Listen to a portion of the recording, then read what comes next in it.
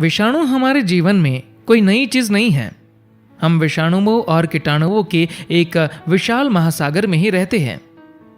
महत्वपूर्ण बात यह है कि यह विशेष विषाणु हमारे सिस्टम के लिए नया है, इसीलिए हमारे शरीर को इससे संघर्ष करना पड़ रहा है।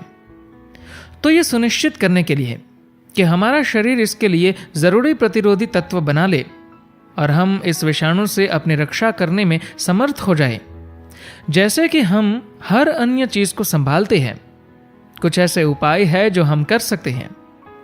ये कोरोना विषाणु का इलाज नहीं है, पर यदि इन सरल बातों पर अमल किया जाए तो आप देखेंगे कि 6 से 8 सप्ताह के समय में आपके शरीर की प्रतिरक्षा शक्ति कम से कम कुछ प्रतिशत तो बढ़ ही जाएंगी। इन बातों पर अमल आपको और आपके परिवार को इस बीमारी से बिना नुकसान के बचाने में सहायक होगा। पहला, नीम और हल्दी। पर्वतीय क्षेत्रों को छोड़कर भारत में हर स्थान पर नीम की पत्तियां आसानी से मिल जाती हैं और सभी जगह हल्दी तो मिलती ही है। अभी कुछ लोग अलग किस्म की हल्दी बना रहे हैं जिसे नैनो हल्दी कहते हैं और जिसे हमारा शरीर सामान्य हल्दी की तुलना में ज्यादा ग्रहण करता है। हर दिन आप एक सरल काम कर सकते हैं। नीम की 8 से 10 पत्तियां गर्म पानी में थोड़ी हल्दी डालकर लें। अगर आप ये खाली पेट लेते हैं तो बाहरी जीवाणुओं से संघर्ष करने की आपकी क्षमता बहुत बढ़ जाती है। ये तुरंत ही काम नहीं करने लगेगा, पर 3 से 6 सप्ताह में इसका कुछ असर दिखेगा। ये एक ऐसी चीज है जो व्यक्ति अपने घर में कर सकता है। दक्षिण भारत के अधिकतर घरों में ये किया जाता है, पर शायद देश के अन्य भागों में नहीं, अतः सभी को ये करना चाहिए।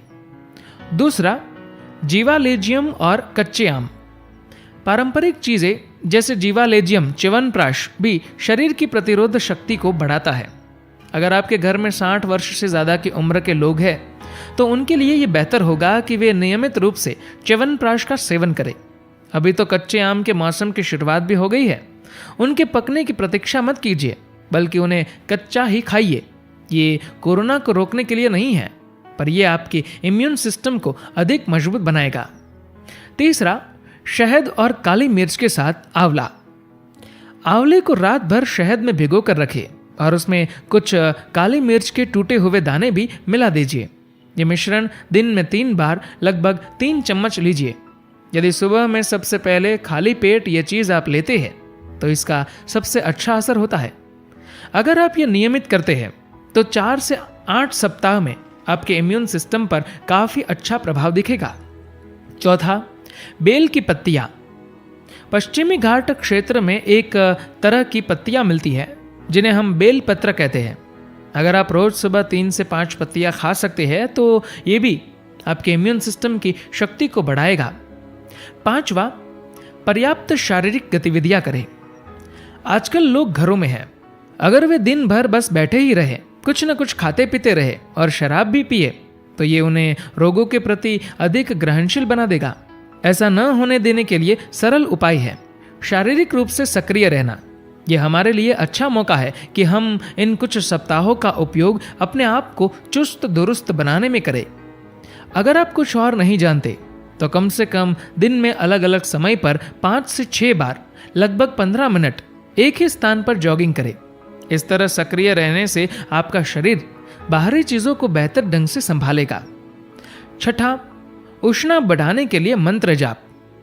अपनी शारीरिक प्रणाली में समत प्राण अथवा उष्णा को पैदा करने के लिए योग योगेश्वराय का जाप कीजिए।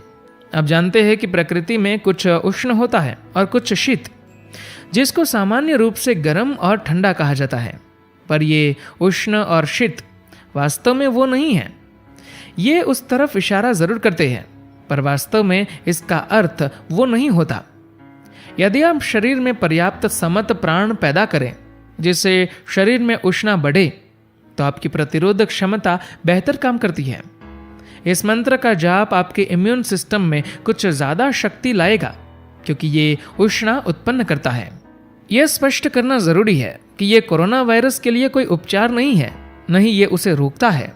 मैंने मंत्र जाप कर लिया है तो अब मैं बाहर जाकर कुछ भी गैर जिम्मेदाराना हरकत कर सकता हूँ, नहीं, ये इस तरह काम नहीं करेगा। ये वो चीज है जिसे आप काफी समय तक करते हैं तभी आपका शारीरिक सिस्टम मजबूत होता है। इससे जब भी कोई नया विषाणु आएगा तो आप उसे ज्यादा बेहतर ढंग से संभाल सकेंगे। 7वां, स्वयं को आनंदपूर्ण रखिए। आपके शरीर की प्रतिरोधक शक्ति को कमजोर करने के जो तरीके हैं उनमें मानसिक अवसाद या स्ट्रेस निश्चित ही एक है। पूर्ण रूप से उमंग भरा, खुश, आनंदपूर्ण एवं उत्साहित रहना एक सरल तरीका है जिससे आपका इम्यून सिस्टम एवं आपका शरीर बेहतर काम करते हैं। एक आनंदपूर्ण, जिम्मेदार और समझदार व्यक्ति कैसे भी हालतों से अत्यंत गंभीर रहने वालों की अपेक्षा बेहतर ढंग से निपट सकता है। खास तौर पर अगर आप घबराहट में हैं तो आप एक तरह से जम से जाते हैं और कुछ नहीं कर पाते। अतः ये बहुत जरूरी है कि आपकी सभी क्षमताएं सक्रिय हो तथा आपका शरीर और दिमाग उस तरह से काम करे जैसा करना चाहिए। 8वां, ईर्ष्या क्रिया करें। जो मूल गलती हम करते हैं वो ये है कि हम मैं और मेरा में कोई अंतर नहीं रखते। हम जो कुछ इकट्ठा करते हैं वो मेरा होता है, इसके बारे में कोई शंका या झगड़ा नहीं है, पर निश्चित रूप से वो मैं नहीं हो सकता। मैं यदि ये कहता हूं कि ये कपड़ा मैं हूं तो स्पष्ट है कि मेरा दिमाग खराब है। इसी तरह से अगर मैं ये कहता हूं कि ये शरीर और ये मन तथा उसमें भरी बातें जो मैंने इकट्ठा की है, वो जो मैं जानता हूं और वो भी जो मैं नहीं जानता, वह सब मैं हूं, तो मेरे लिए समस्या अवश्य होगी। यह आपके जीवन के साथ रोजाना बहुत बड़ी गड़बड़ी करता है।